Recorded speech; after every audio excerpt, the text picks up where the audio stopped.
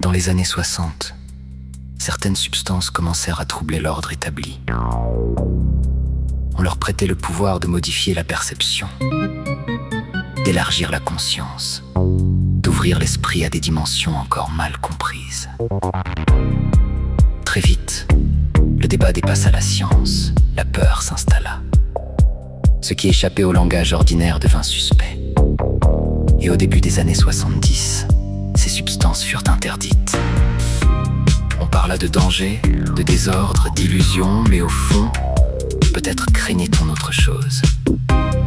Peut-être craignait-on qu'un être humain, en regardant assez profondément lui-même, découvre une liberté impossible à contrôler.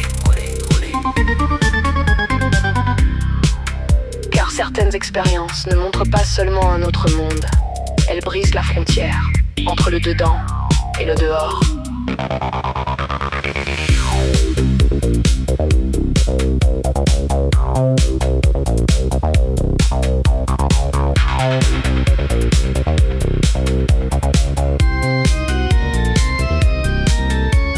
Et lorsque les formes tombent, lorsque l'ego se tait, lorsque la peur recule, il reste parfois une sensation étrange, ancienne, immense, silencieuse, comme si le divin n'avait jamais été ailleurs.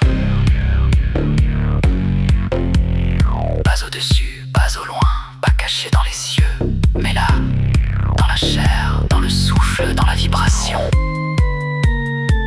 dans la conscience nue.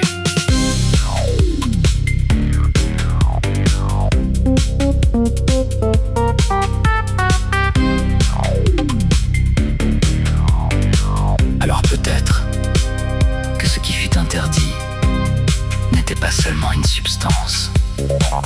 Peut-être qu'on avait voulu interdire la mémoire du sacré en l'homme.